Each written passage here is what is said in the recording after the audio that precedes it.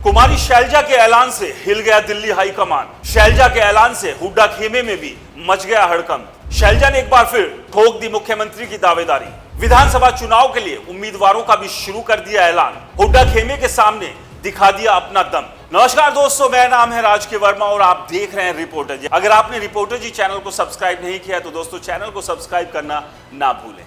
चलिए एक बार फिर से बात करेंगे हरियाणा के विधानसभा चुनाव की। हरियाणा के 2024 के विधानसभा चुनाव अक्टूबर में होने हैं और अक्टूबर में ही साफ हो जाएगा कि हरियाणा के तख्त पर कौन बैठने जा रहा है, कौन सी पार्टी सरकार बनाएगी और जो पार्टी सरकार बनाएगी और किसे वो अपना मुख्यमंत्री बनाकर हरियाणा के सिंहासन पर बैठाएगी। लेकिन उससे पहले तमाम पॉलिटिकल पार्टियों की तैयारियां जोरों पर है। लेकिन इस सब के बीच कांग्रेस की बात आज करते हैं। कांग्रेस के भीतर लगातार घमासान मचा हुआ है। ऐसा घमासान कि विरोधियों को तो बाद में घुटने पर टिकाएंगे, पहले अपनों को ही घुटने पर टिकाने का कंपटीशन चल रहा है।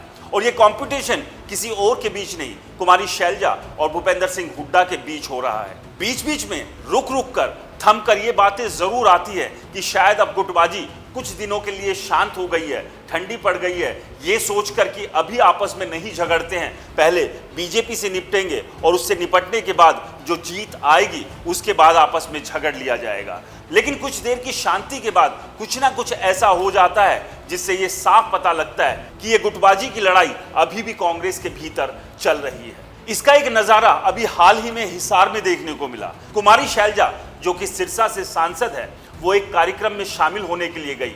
ये कार्यक्रम था नारनौद विधानसभा में और इस कार्यक्रम के आयोजक थे अजय चौधरी। अजय चौधरी ने तमाम तैयारियां की हुई थी और इस रैली में जब कुमारी शैलजा पहुंची तो वो गदगद हो गई। दरअसल अजय चौधरी ने उम्मीद से कहीं ज्यादा भीड़ इस रैली में जुटा रखी थी और इसी भीड़ को देखकर कुमारी शैलजा से रुका नहीं गया और कुमारी शैलजा ने भरी भीड़ के बीच अजय चौधरी के नाम का ऐलान कर दिया। यानी कि 90 में से कांग्रेस की एक सीट पर कुमारी शैलजा ने अजय चौधरी का नाम साफ कर दिया है। लेकिन अब ये नाम कितनी देर तक मैदान में डटा रहता है और कब भूपेंद्र सिंह हुड्डा इस नाम के पत्ते को काट देते हैं, ये भी देखना दिलचस्प होगा। लेकिन जिस तरह से इस रैली के भीतर कुमारी शैलजा ने अजय चौधरी के नाम को आगे बढ़ाया कि कहीं ना कहीं उन्होंने ये भी साबित करने की कोशिश की है कुमारी शैलजा हुड्डा खेमे से कतई कमजोर नहीं है।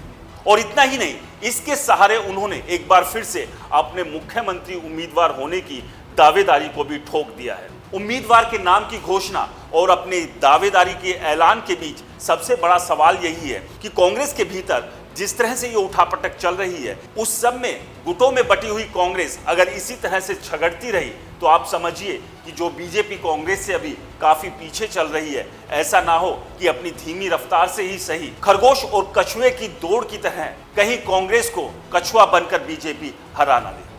आपको क्या लगता है, हमें कमेंट्स कर जरूर बताएं। रिपोर्टर जी चैनल को सब्सक्राइब नहीं किया है तो दोस्तों चैनल को सब्सक्राइब करना ना भूलें, क्योंकि हम हैं हरियाणा की आवाज।